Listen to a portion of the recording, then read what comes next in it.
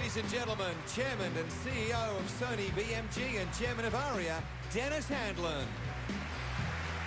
Good evening.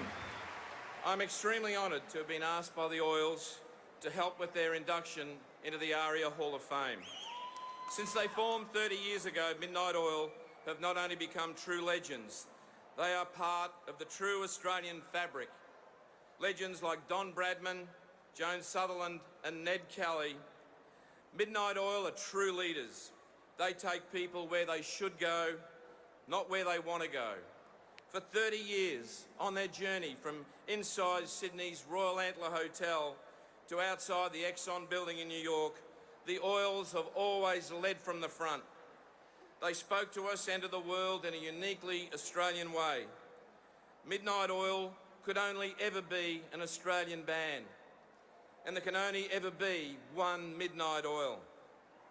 They spoke to us through all their fantastic albums and millions of sales here and around the world. They spoke and acted with incredible integrity. They passed up an opportunity to perform at the Grammy Awards before billions of viewers, to keep their promise to perform at Bondi Beach for an important Indigenous cause. Their music speaks first. It's powerful, it's uncompromising, it's unique rock music that inspires, entertains, and it will last forever. I believe they are one of the greatest bands of our generation. It's been a real joy. It's been a real joy to be part of the Oils' incredible journey since they were first signed with our company way back in 1981. My favourite Oils lyric, which summarises it all, is, "It's better to die on your feet than live on your knees."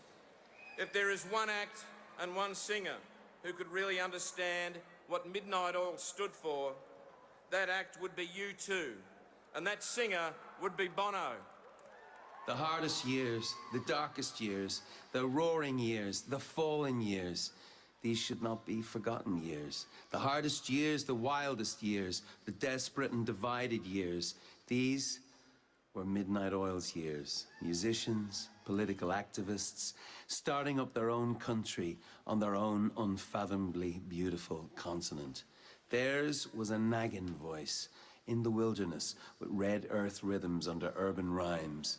Their music brought people's differences together, not to resolve them, just to get them in the same room, up each other's noses.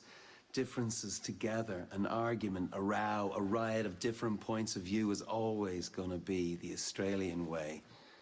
Out in these wide open spaces of songs, we could all see each other so much more clearly. You can break up a band, but you can't break up an idea. If Midnight Oil could mean any one idea, it would have to be that Australia could be more for more people, and that the only obstacle to that is indifference.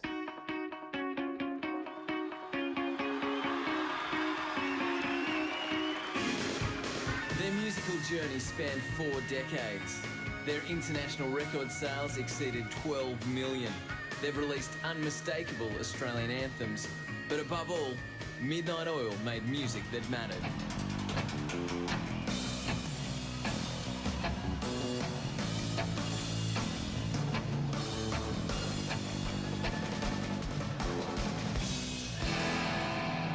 The Oils proved true to a time and a place. A reactionary product of their environment, they wanted their music to drive their message. A message and a voice that grew stronger over an extraordinary career. They stood out amongst the Sydney pub punk rock scene of the late 70s, and record companies couldn't fail to notice them. But the Oils weren't ready to compromise. We played a show at Bondi Live, and we had all the record companies at the time out the back wanting our signatures. They self-released their debut album. The first couple of records were made pretty much by ourselves on a small label in Sydney, and they were do-it-yourself jobs. Kickstarting an unrelenting cycle of touring and recording that was to last for 2 decades. Their politics emerged through their 80s release of Place Without a Postcard. There weren't very many artists that were taking up the kind of things that we were, because rock and roll traditionally has been about cars and girls. But it was the release of 10 to 1 that proved their real breakthrough and stayed in the Australian charts for over 2 years. We played in New Zealand. We went to do a tour in New Zealand, And I remember us putting up our own posters. But 10-1 meant that I didn't have to put the posters up anymore. Garrett took their campaigning a step further, standing for Senate on behalf of the Nuclear Disarmament Party. The government's nuclear policy is in a mess. In '85, the band raised the profile of Tasmanian deforestation, donating all proceeds from their next release to environmental causes. '86 saw the Oils undertake a tour of remote outback settlements with Indigenous rockers, the Warumpi Band. Their experience resulting in the Diesel and Dust album. A hit worldwide, it racked up sales of over 5 million. See, I've always had this dream that this band could write an Australian music which people overseas could get onto and understand.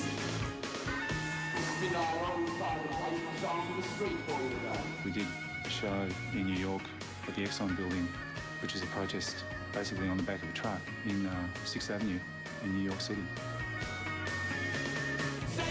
15 years since their evolution, the Oils relaxed their frenetic pace a little in the 90s with 6 releases, the highlight of which, 20,000 watt RSL, the Midnight Oil collection, entered the charts at #1. 2000 saw their emotive and characteristically political performance at the Sydney Olympics. And the following year, they released what would be their final album together as a band, Capricornia. In 2002, Peter Garrett caused shockwaves when he decided to call it a day, becoming a fully fledged Labor MP. I'm going to do my very best in Canberra to make sure that that confidence has been well placed. They were enticed out of retirement in 2005 in support of an event that shocked the world.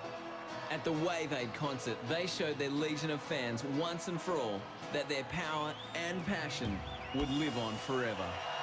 The Midnight Oil idea is still present, still contagious, still a virus you don't want to shake off. It's like they're born from Whitlam's phrase, maintain your rage. So are Silverchair, maintaining their rage. As I say, you can break up a band, but not an idea. The extraordinary Midnight Oil.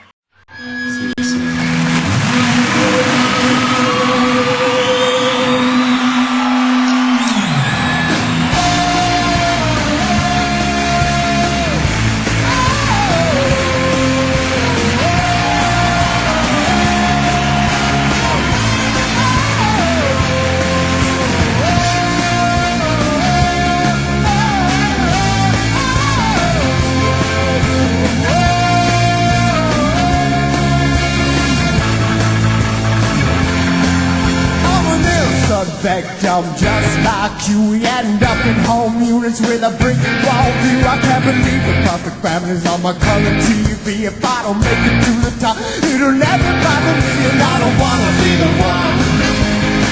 No, I don't wanna be the one. And I don't wanna be the one. No, I don't wanna be the one. I'm an innocent bystander caught in the pile, waiting out the back while the corporate attack is so sensitive. Relentless of passion and delight. I cut up all my options and went right into my life. And I don't wanna be the one. No, I don't wanna be the one. No, I don't wanna be the one. No, I don't wanna be the one. Look out!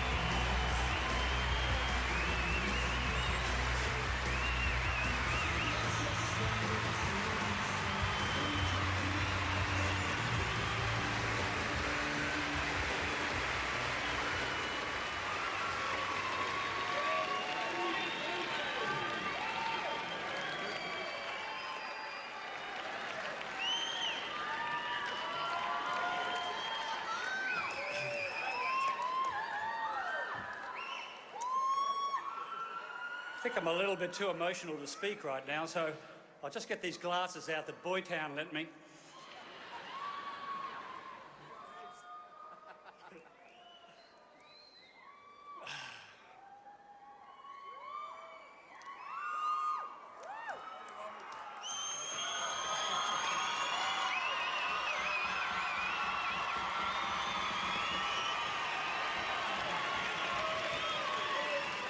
Okay. Not so long ago, we were the latest models on the showroom floor. Shiny and new, no rust, ready for the road, good for 500 gigs before needing a service. Of course, we needed a little bit of polish. By the mid-80s, the car was left in the garage while we toured Europe and North America in buses and flying machines. We played in some unlikely places, a bull ring in France, an old U-boat factory in Germany, a major traffic intersection in New York City. And we recorded albums on a farm in England and an office block in Tokyo. But all the travel simply made us cherish our own country more. We made friends in the desert and wrote songs about the beauty and tragedy of the Aboriginal nation. We joined forces with the millions who see the potential and the perils of the Australian destiny. 2000 came around, a rare moment of peace and goodwill. Yet even before the thrill and the smoke of the Sydney Olympics began to fade, great changes were being made. Last week, George W. Bush finally admitted that Iraq may prove to be his Vietnam.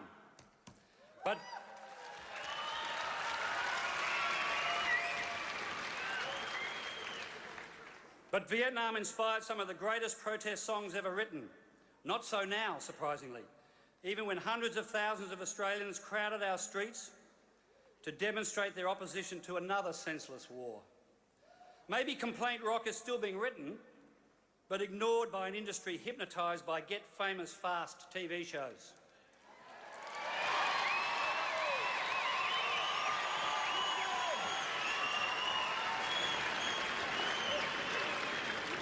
Bless you, John Butler, but you shouldn't have to do it all by yourself. Of course, everything eventually turns around, as Bush's predecessor of 2 centuries past, Thomas Jefferson, observed. He said, "A little patience, and we shall see the reign of witches pass over, their spells dissolve, and the people, recovering their true sight, restore their government to its true principles." There are so many to thank on this amazing journey, this strange, fantastic dream. Thank you, Dennis Hanlon, and everyone now and then at CBS, Sony and Sony BMG. Our history is tied to yours. In fact, Dennis was still packing shelves at Artarmon when we were packing shit at the Antler.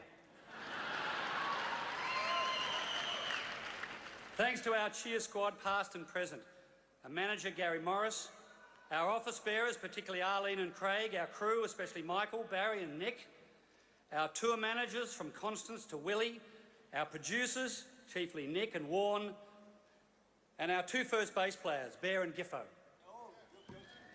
And thanks most of all to our families who put up with long absent husbands and fathers and who graciously accepted our middle distance stares and our long distance phone calls. They've seen us at our worst, trying to dial room service at home or complaining that there's no TV in the bathroom. But they might also have to admit, like us, that when it's all been said and done, it's been lots of fun.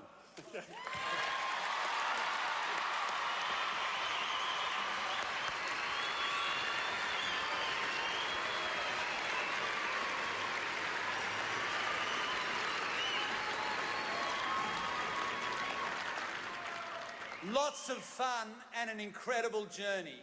And my special thanks to my wife, Doris, and my lovely girls. My special thanks to the people that hung in and night out and came to see this band play.